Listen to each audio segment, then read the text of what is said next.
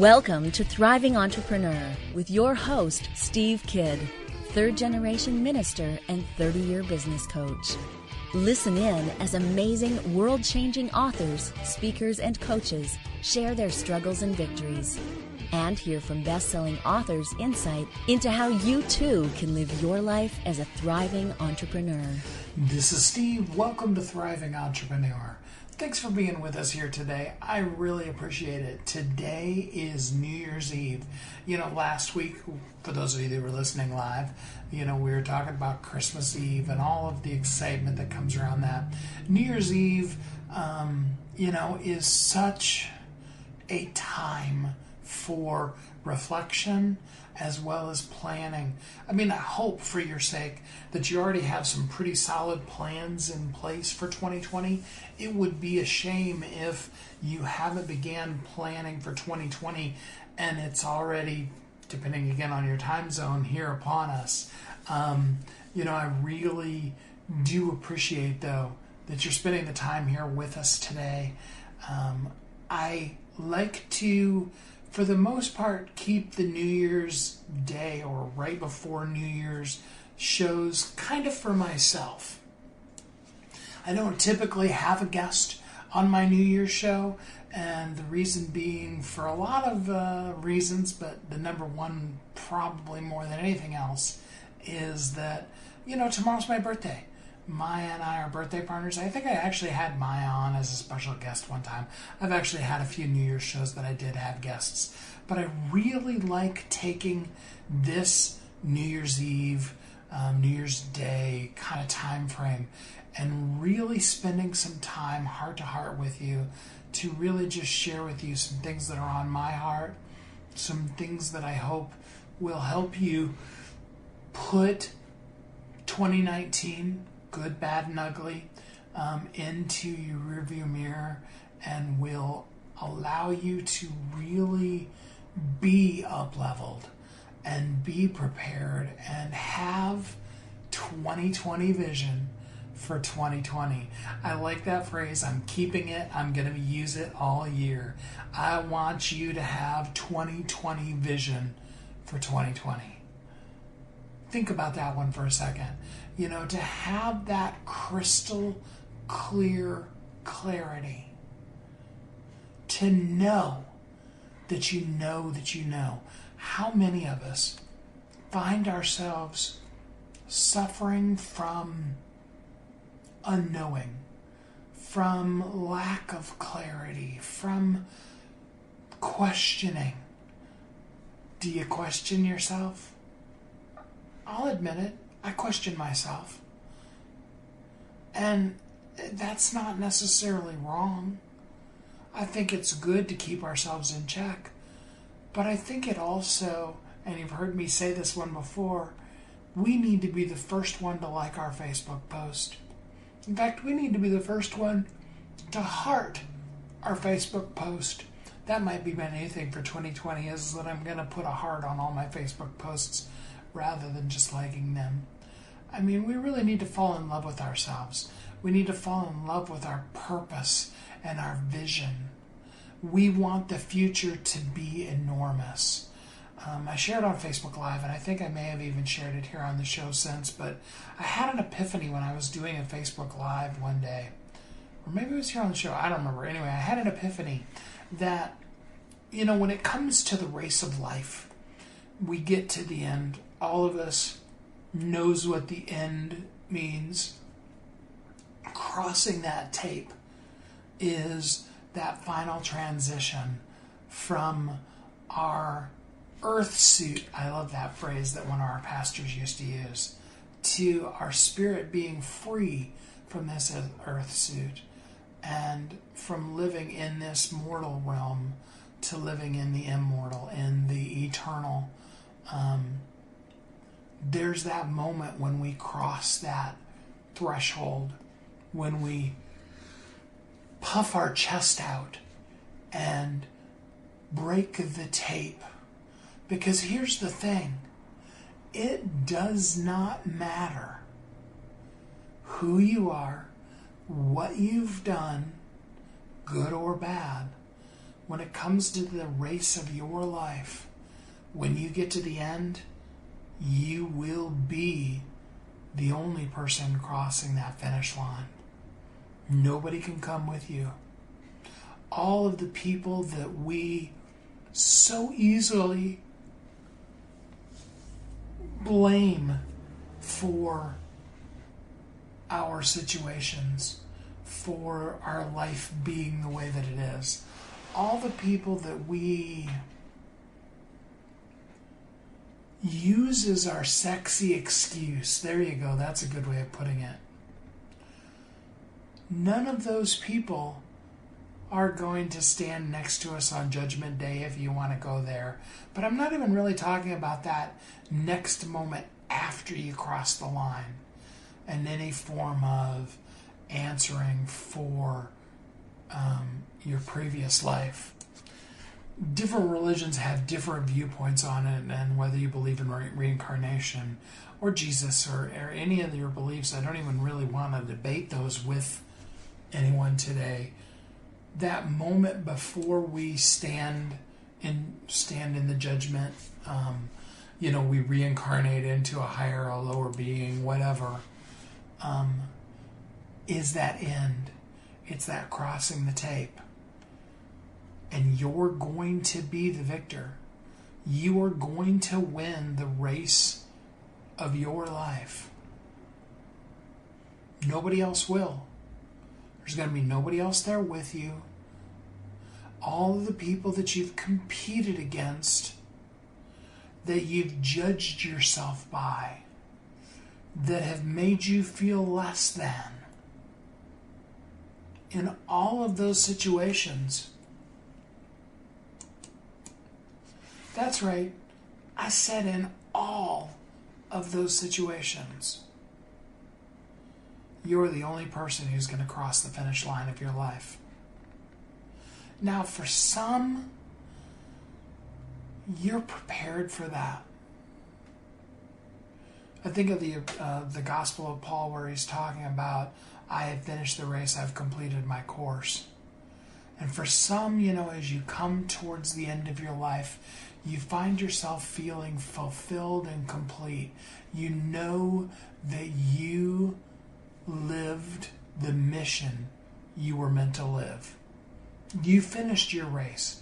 You completed your course. But here's the thing. You could be flat on your face, not ready, fighting, kicking, and screaming. And the race is still going to be over. And you're still going to cross the line. And you're the winner. You see, I can tell you absolutely, I guarantee it, 100% certainty, when it comes to the end of the race of your life, you will win. Which now brings me to the important point of that. And that's this. You get to choose how big of a victory that is. Is it a Pyrrhic victory? Meaning that you won, but it's really only, kind of a symbol of having won. You didn't really win much. Do you spend your whole life identifying that win as a loss? Oh, that would be so sad. If you've defined yourself as a loser your whole entire life, and now you are racing this race of life, you come to the end, you win, and this whole entire time you've been leading that race. And that whole entire time you've been saying, I'm a loser. When in fact, you've always been winning. Now, there are a lot of ways we can look at this. There is the race that you won at the beginning of your life. There is the race for all of the millions of sperm cells that raced to be the one that caused pregnancy. You won. You would have been something else, someone else. If literally a microsecond difference in time would have occurred between your inception, between your conception, and when it actually happened. Change that by just a microsecond, and all of a sudden, you're not you. Your DNA, your genetic mix is different. You're a different person. Not even to mention the fact that if you're talking a different month, a different year, different set of parents, it's easy to look at the faults and failings of our parents and say to ourselves, with all clarity, all the things they did wrong. But they did one thing right because they made you. You exist. You already won. From the very beginning, you were the winner. And you've ran the entire race every minute of every day of your life as the winner of your life. Now, don't get me wrong. Some of those times when the race of your life was happening, you were face down on the ground. There have even been, possibly in some of our lives, times when you got kicked in the face, or worse, during the race of your life, and you were laid out flat on your back, impossible to move, taken out as it felt of the race, but you were still living your life. You see, it felt like death. It may have actually been worse than death, but the life continued. And oh, trust me, as I've gone through the book writing sessions that I've done with people, I've heard some people go through some tremendously awful things. Things that I would never want to make light of, and I don't want you to feel like at all that I'm in any way saying what you went through wasn't just as absolutely huge as it was. Because it was. I get that. But you were still winning even in that moment. Because you were still you. And you were still alive. I want you to have that 2020 vision of that. It's really important to me that you see that. Yes, that moment was awful. And no, you didn't feel like a winner at all. I know what those moments feel like. You're sitting there in the race of your life. I think of Derek Redmond, you know his book, he's one of our authors, and you've probably all heard his story. The expected winner was supposed to be the gold medalist in the, I think it was 1992 Olympics. Had already run the first heat and won by a mile, by a long shot. I mean, it wasn't a mile, obviously, because it was a 440. So, it was only a quarter of a mile to begin with. But he was the guy that was going to win. He was the guy to beat.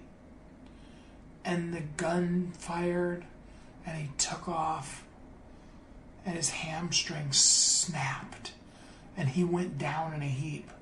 And I remember Derek telling me that when it very first happened, he got right back up to his feet and assumed that he could still win the race. And then he fell right back down. He didn't know how bad it was. And then he laid there. And he needed help to get up to his feet. And his dad actually came out of the stands and came. And his dad was just going to help him walk off of the track. But Derek said, no, I'm going to finish this race. You see, sometimes like Derek, your hamstring is snapped and you're laying face down in the gutter that is your lane of the track in the race of your life. And you look up and you begin to define your life as a loser. You see other people cross the tape of their life doing things you only dreamt of doing. And so therefore, your reality becomes that you're not good enough. And that was never true. You are the winner. In this particular segment of today's episode, I want you to get 2020 vision on the clarity that when you come to the end of the race, you're the winner. So now you get to choose. How big of a victory is that? Were you a millionaire, a billionaire, a trillionaire? Did you have Bill Gates money or Oprah money? I remember it's so funny. Chris Rock's joke, that he did. It's been years ago now, but he talks about how, how exciting it was, because Oprah became a billionaire, and that was a really big thing. He said, but think about it for a second. If Bill Gates woke up tomorrow and he only had Oprah's money, he'd be devastated. I think he actually said he'd kill himself. But whatever level. For some people, it's that first job. Do you remember what it was like going to the bank and cashing or depositing your very first paycheck? For many of us, we were still kids. We were still in school. And aside from the fact that, I did a sales door-to-door starting at 5. And that was pretty cool, too. I took that bag of cards and napkins out and came back with an empty bag and a pocket full of money, and I was hooked. But I remember we moved to a new church in Eden, Indiana. Look it up on a map. It's a huge city. It's a stop sign, or a stoplight is literally what it is. But we moved to a new church, and it was the summer before 7th grade. And I found out that there was the opportunity. My older brother Bob and I, we both ended up doing what's called detasseling corn. For those of you who don't know how it works, seed corn is a hybrid type of corn that's grown on purpose to be corn seeds for farmers to then plant. Okay? And it comes in actually male and female corn, and the reason being is because the male corn pollinates the whole field. The female corn, however, has, it has what we call a shedder, the thing that the pollen comes off of. And, and so you have to go through the field and manually pull the shedder off of every one of the female corn. And they're done in rows, and you don't need to know all the specifics on that, but, they mostly employ teenagers, and it's a very brief window of time when it's the right time to do that before pollination, but after the corn's grown enough that it doesn't stunt the corn's growth. And, and so they hire mostly teenagers to come in, and it's usually somewhere between a week and 3 weeks of work, mostly depending on how good you are at it, whether you work for just a couple of days or whether you work for all 3 weeks. And that first summer, I think I worked for about a week, because I was just getting ready to go into 8th grade. I was little.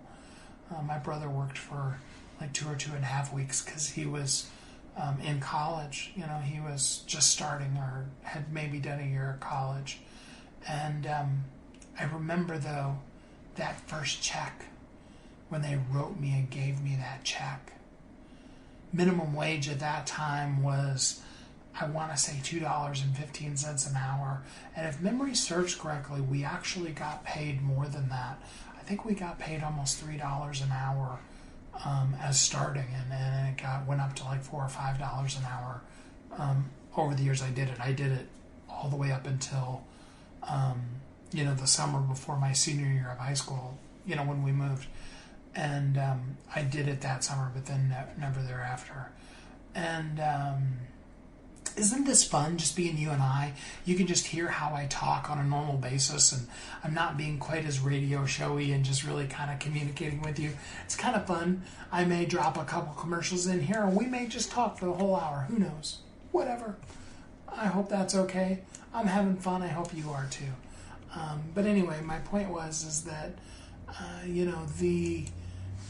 the check, I remember it so well because I took it to the bank, and I don't remember if I had a bank account, but I remember how rich I felt.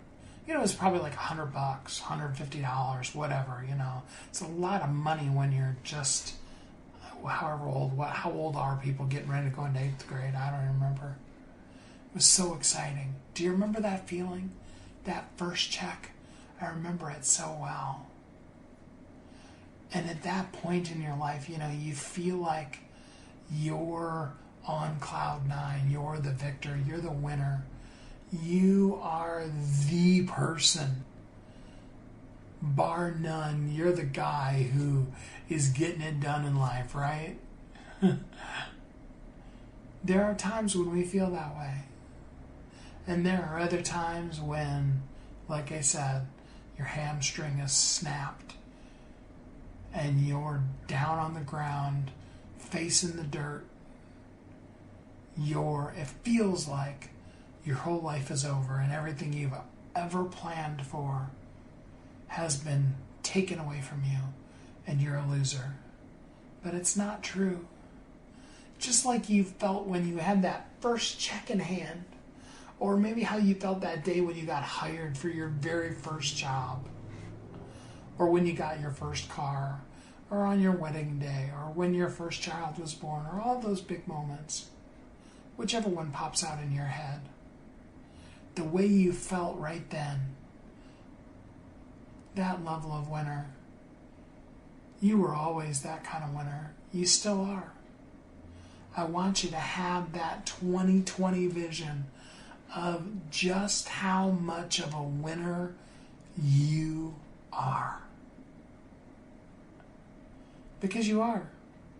You're the best. You are so amazing.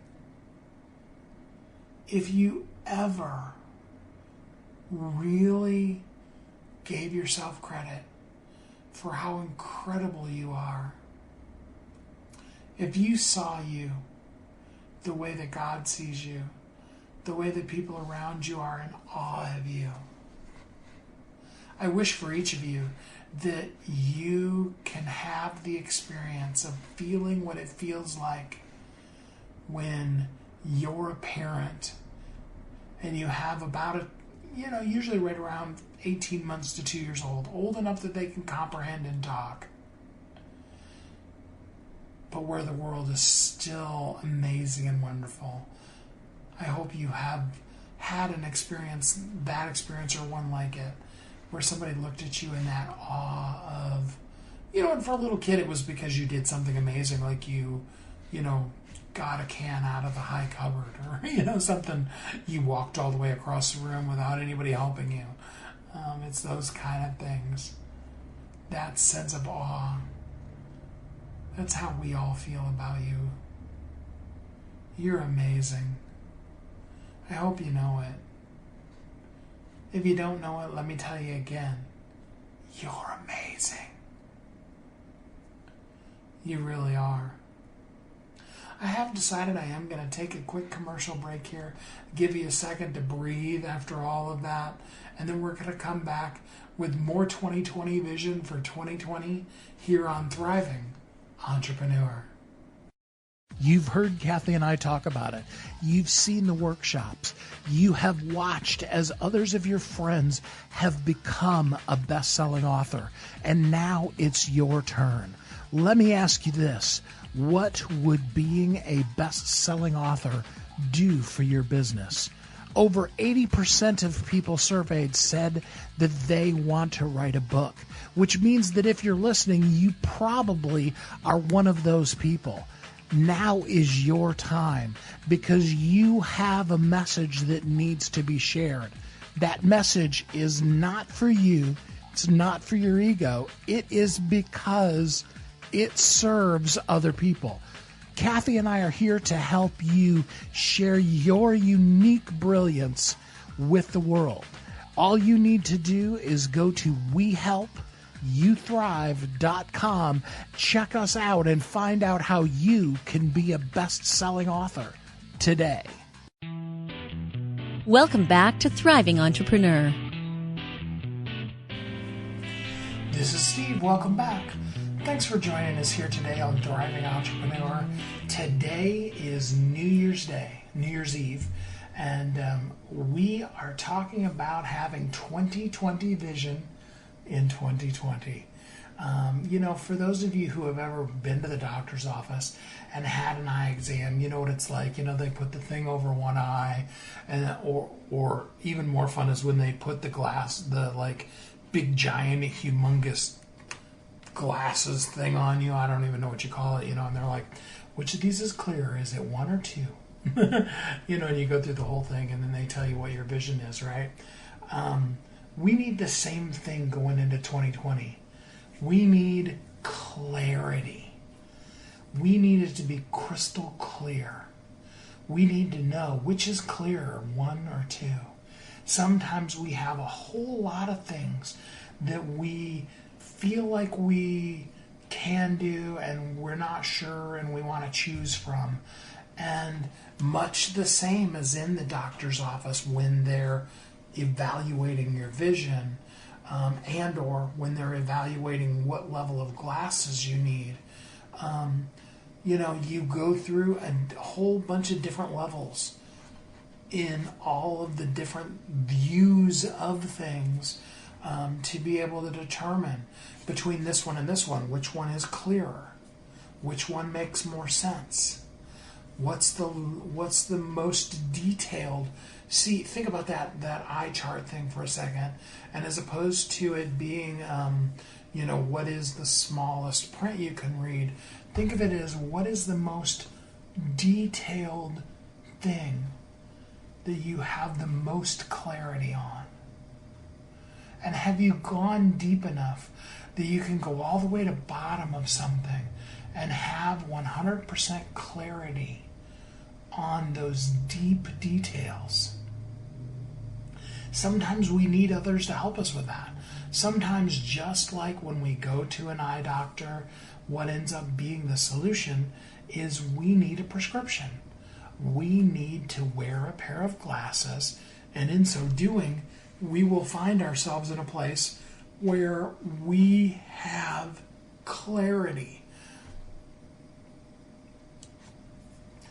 I'll never forget when little Maya, she's always be little Maya to me, but when she was little, and she got her first pair of glasses. And I remember she was riding in the car. She wasn't driving. She was way too little to be driving. She was riding in the car wearing her glasses, and she looked out the window and she said, "Trees do have leaves on them. I've heard people talking about it, but every time I've ever looked at a tree, it just looked like a green mass of blur." Now, on the one hand, that was very heartbreaking for us as parents, and it's hard not to judge yourself and be like, oh, what a horrible parent I am, as opposed to being like, see, that's why I took the child and got, we never go that way, right? We just start beating ourselves up. But the reason why I bring that up is not to bring you down for the sad moment, or even bring you up from how cute Maya is and always was, but it's that level of clarity when for the first time you can look out the window and see the details of the leaves that are on the tree. You don't just see that there's a tree. There isn't just a green blob over top of a brownish blob, but rather it is this straight stick that goes up in the air and has these detailed green leaves on them. And you can see them clearly, and you can begin to identify the different shapes between the different types of trees because you can now see the detail of the leaves. Clarity does that same thing for us. When we get 20/20 vision on what we're really supposed to do, then we have the ability to be just that level of clear. We can look at the whole entire forest and we can see with granular detail the tree that we're meant to serve. What kind of bark does it have? How tall is it? What shape and color are its leaves? Does it have leaves or does it have needles? I mean, some of us have been through some stuff. And when you get close to us, you find that the things hanging from our branches aren't so much leaves as they're needles, right? And that's okay. Because maybe you had needles too. And you had to learn how to deal with those things in life that made you spiky. And learn how to be approachable. What a great book that would be. How to go from spiky to approachable. A Porcupine's Guide to Love. Ooh, one of my people who is a love coach or somebody like that, write that book for us. That's awesome. I'll be glad to help you with that. That is so exciting. It's those kind of things. And when you get that clarity, it should just light you up. I was talking a couple weeks ago and I told you about the fact that I just had one day where I had clarity on what my next book was going to be. The book's title, Clarity is Powerful, which I'm working on the editing version of now, but the actual writing part of the book, because what I do is help people go through an interview process, and over the course of about an hour to an hour and a half, we can get all the content for your book. I did it for myself.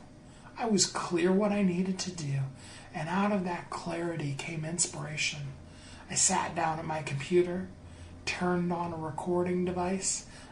If you've never used it, Google's speech-to-text works really well. Now, I will tell you that you have to learn the quirkiness of telling it to put a period in and start new sentences, and what I'd actually encourage you to do is to not do that at all. Free form, speak the whole thing.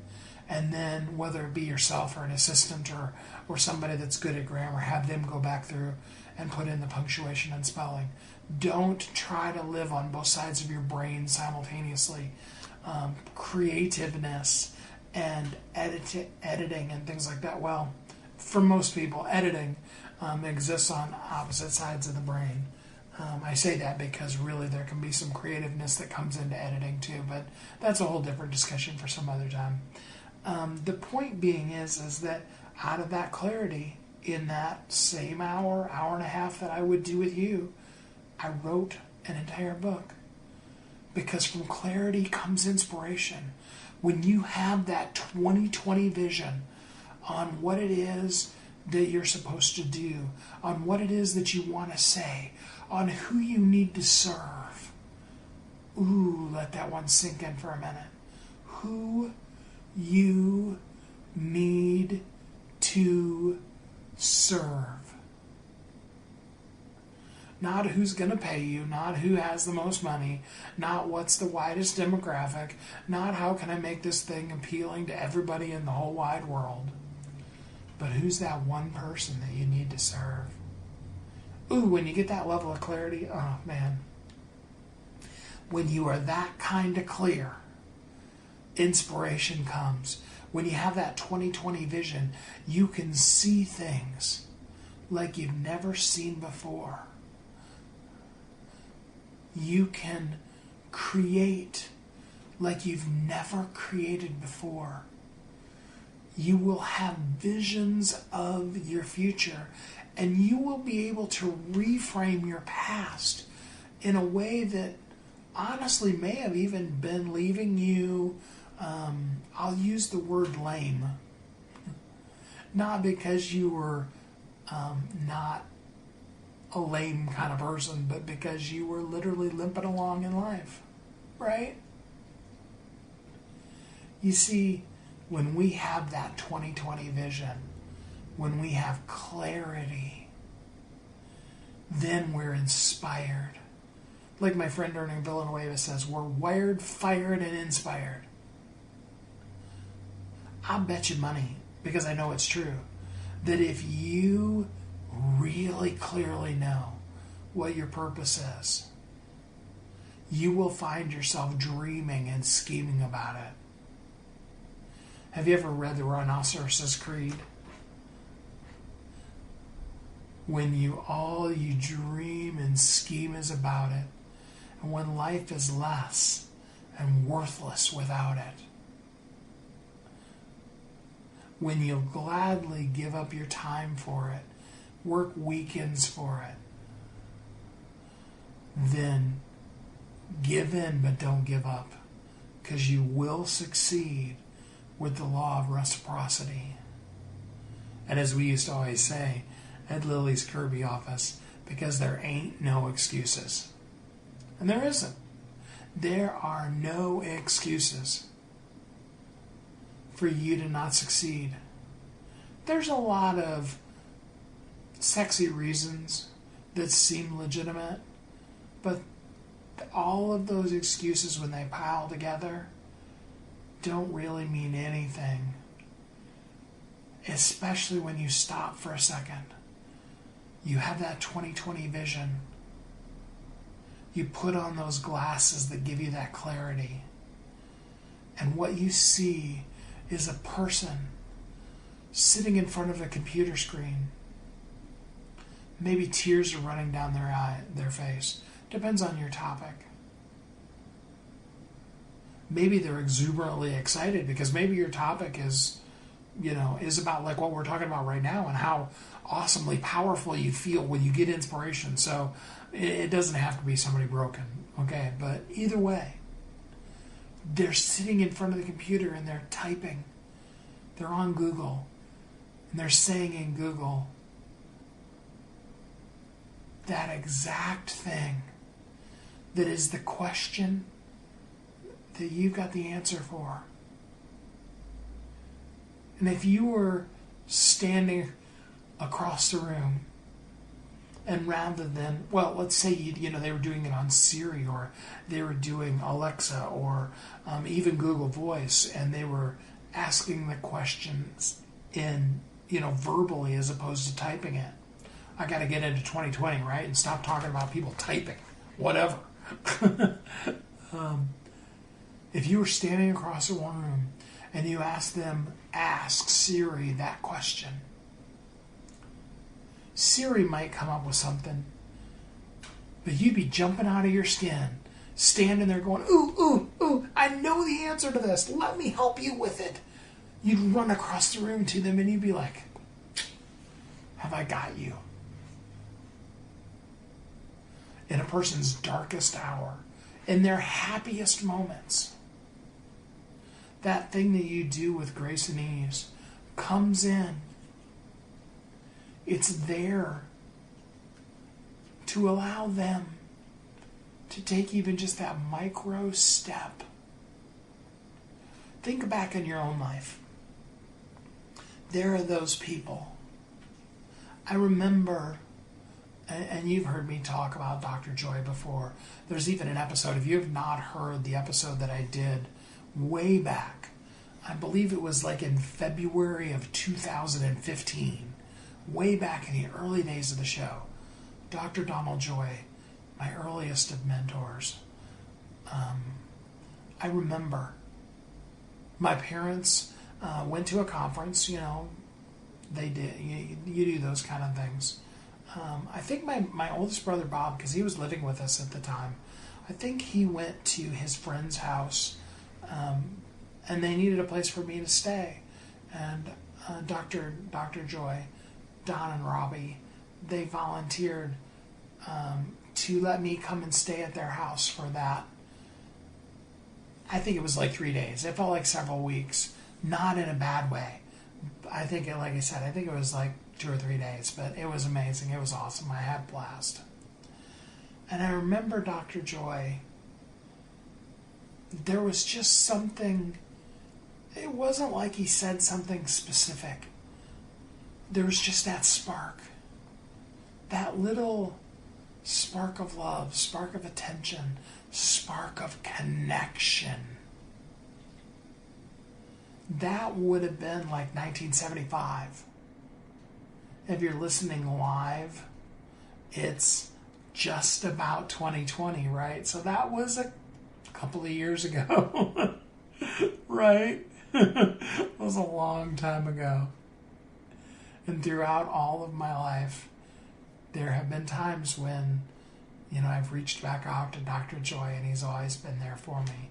Wrote the foreword for my book that, is now coming out in sections as a 10-book series.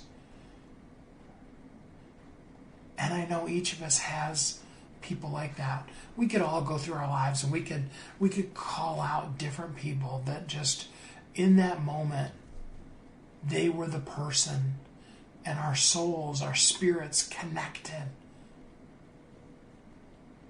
I'm going to try not to cry here, but I will never forget my best friend in the whole world, Ron Lewis. I know sometimes Linda, his wife, still listens to the show. And if Linda, you're listening, I think you're in a place where you can get through without crying, but Ron and I were brothers. From the moment we first met until the last second of his life, we were connected. Ron and I could go for literally a decade without talking. You know, Ron lived back in Michigan, and by this time, I lived on the West Coast. Ron's health really failed him at the end. And I'm so sorry to hear from Linda some of the things that she had to endure because of it, and the stuff he went through at the end of his life. But our spirits were connected. And it didn't matter how much time went by. As soon as we spoke, sent a text to each other. Well, that was really before texting. It was more like emails, but, you know, any of that kind of thing. Instantly, we were one. Some of you know how that feels. To just have that person that is your brother, right? Like I said, we could all go through and look back at times of our life and call out people. The thing I want you to realize, and the reason why I spent as much time as I just did giving you those examples, is because for somebody, you're that person. You're somebody's Oprah Winfrey. You're somebody's Lisa Nichols. You're somebody's Tony Robbins. You're somebody's Michelle Obama. I don't know who the person is for you that you look up to, that you aspire to be. Just as sure as I've said those names, there are some people that are like, oh, well, that person, you know. And there are people that absolutely identify immediately with that. But for somebody, you're that person in their life. Some of them you've already met, and you need to allow yourself to connect to them. And for others, you haven't met that person yet, but that person's coming into your life. And you need to be the spark in theirs. You need 2020 vision. You need to have your 2020 vision for 2020. Because I'm telling you what, 2020 is going to be an amazing year. If it isn't an amazing year for you, it's because you didn't prepare for it. I don't want to go too woo-woo on you, but I'm going to for just a second. Because I know that I know that I know in my spirit, at the depth of me, that 2020 has in store amazing things. That you will never be the same again in a good way because of 2020. That when you look back at the end of 2020, when we're on New Year's Eve coming into 2021, you will hardly be able to recognize who you now are. And in order to be able to capture that, to capitalize on that, you need 2020 vision. You need to be crystal clear who you are, what you're meant to do in this world, and who you're meant to serve. You need to be poised to live as a thriving entrepreneur. I hope you're there.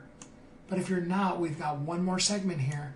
I'm going to take a real quick break, let you listen to a commercial, breathe a little bit, and then we're going to come back and we're going to finish this off. We're going to talk a little bit more about your 2020 vision and about how you can use that 2020 vision to go into 2020 and live as a thriving entrepreneur. You've heard Kathy and I talk about it. You've seen the workshops. You have watched as others of your friends have become a best-selling author. And now it's your turn. Let me ask you this. What would being a best-selling author do for your business? Over 80% of people surveyed said that they want to write a book, which means that if you're listening, you probably are one of those people. Now is your time because you have a message that needs to be shared. That message is not for you.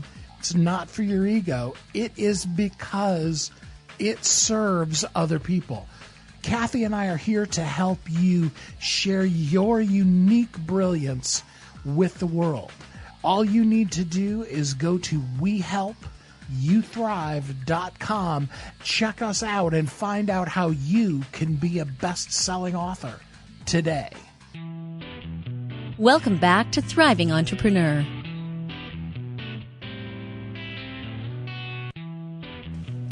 This is Steve. Welcome back. Thanks for listening to Thriving Entrepreneur today. I appreciate you spending some time here on this holiday with me as I pour into you, as I just really help you get your 2020 vision for 2020. You need that crystal clarity of who you are, what you're meant to do, and most importantly, who you're meant to serve. So how do we get that 2020 vision? The first thing we have to do is we have to let go of our limiting beliefs and our predetermined ideas of what we're going to do and what we're supposed to do, and be open to allowing ourselves to be who we truly are. It's tough. It really is, and I get it. Because there are things that are exciting and fun for you, but it doesn't necessarily mean that that's who you are at your core. It may be. But often, the depth of who you are, it's that thing that's shown up throughout your whole life. It's shown up in different ways because, I'm going to be 53 tomorrow. And I see the world really differently than I did when I was 5 or 3, right? That's okay. But throughout that, there's this thread that keeps showing up in your life. Now the question is are you going with it or are you fighting it? Do you see the commonality? Do you see the why behind all of those things? Or are you caught in the things?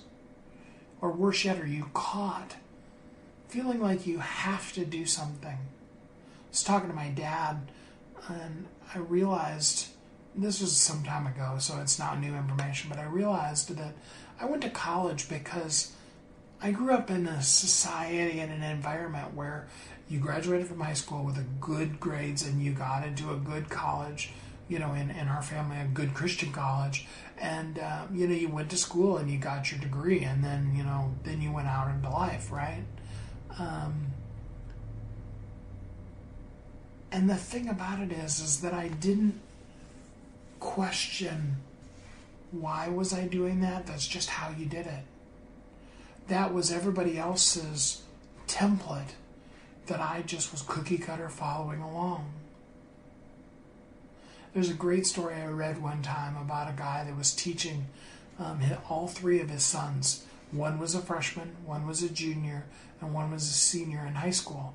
All of them were homeschooled, and he was a chemical engineer at, I believe, Dow Chemical. And he was teaching them chemistry.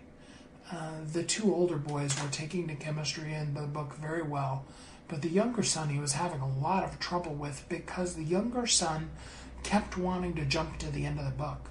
And the dad kept telling him, no, we can't do the stuff at the end of the book until we learn the stuff at the beginning of the book. And the son just kept jumping to the end of the book. Well, it turns out that when the dad released his preconceived notion of how you learn chemistry and just allowed his son, said to himself, worst case scenario, next year we'll just redo chemistry with him. He's got plenty of years to learn it. His son jumped to the end of the book, discovered something, and from that his son created a chemical process that had never been discovered before, that as a freshman in high school he ended up selling to Dow Chemical. It's those kind of things. Who we are shows up everywhere. It's everybody else's templates that keep trying to hold us down into this thing that we're supposed to do. So I want you to be clear. Look at all of those things, both now and in the past, and see the common thread. After you're clear who you are, really at the heart and the core of you, then you know what you're meant to do. The who you are has transcended your color and who your parents are and how old you are and all of those kind of things. And it's just solidly, this is who I am. And the what flows so easily out of that because you see it. You see the commonality of how you continue to show up in the world or what continues to show up in your world. And you see the what that you're meant to do within that. And then lastly and most importantly is the who. Who am I meant to serve? Because none of it's about us.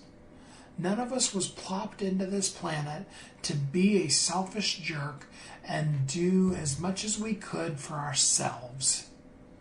All of us are here for the person or persons that we were meant to serve.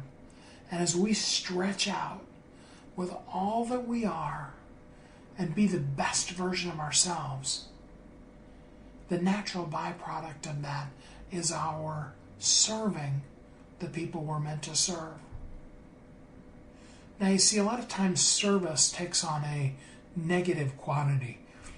It's been vilified a lot of times as the servant in the household, the maid, the people who are the underlings, right? We have forgotten how special, how wonderful service is. We have forgotten that only by serving can we ever become a leader. That those of you who want to be the greatest need to make yourself the least.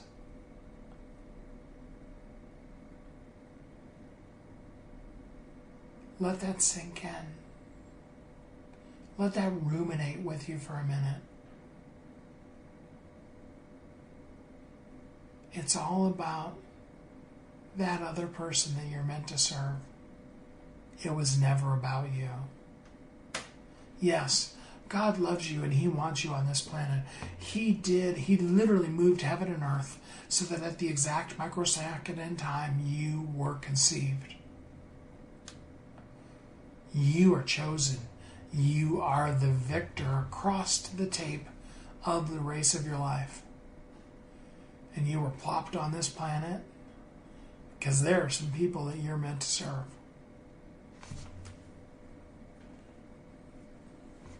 It may be from lots and lots of money coming in so that lots and lots of money can come out. Anybody that's really financially well will tell you that only the people who use their money in constructive ways really truly ever have wealth. Andrew Carnegie amassed a gigantic fortune and at the end of it found himself broken and in tears. And he spent the end of his life giving away every penny he ever made. He's often been quoted as saying that he wished that throughout all of his life he would have been a giver. And that he tried so hard at the end of his life to make up for all of the taking that he had done. But that he knew that if he had been a giver his whole life, that he would have had so much more to give. See, that's the way the world works. So you got to get that 2020 vision more than anything else on who are you meant to serve. Who's that person? Who's that person saying, hey Google,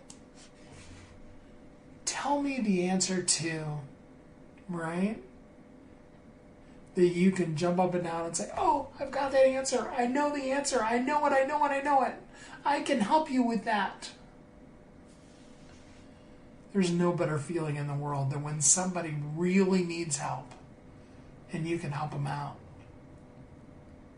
Something as simple as that mom at the grocery store who really needs to buy diapers or formula for her kids, and she's just $1 short. If you reach up and hand her that $1, and yes, society may have taught her that she's supposed to say, oh, no, thank you, that's okay. But it means the world to her. It's the difference between life and death sometimes to her. So take our 2020 vision into 2020. Be clear who you are, what you're meant to do, and more than anything else, who you are meant to serve. As we take that 2020 vision into 2020, we are going to experience an amazing year like never before. I've been telling you for more than 5 years now that you are uniquely brilliant. You were created for a purpose, and the world needs you. This is your time to shine.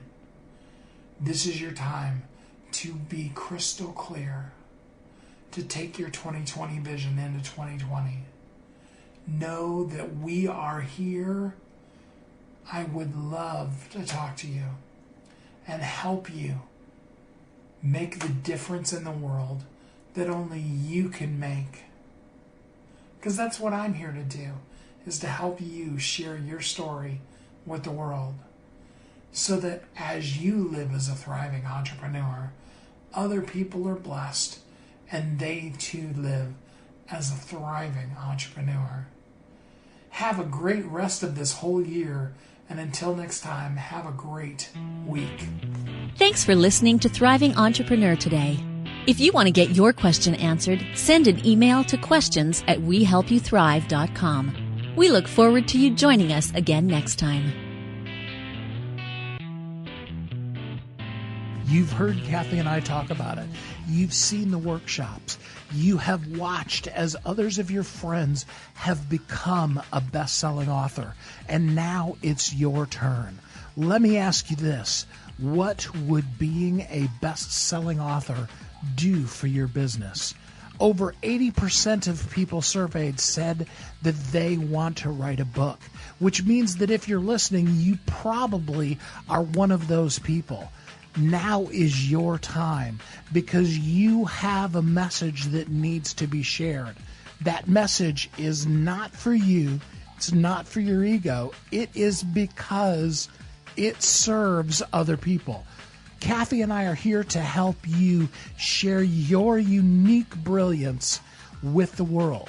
All you need to do is go to wehelpyouthrive.com, check us out, and find out how you can be a best-selling author today.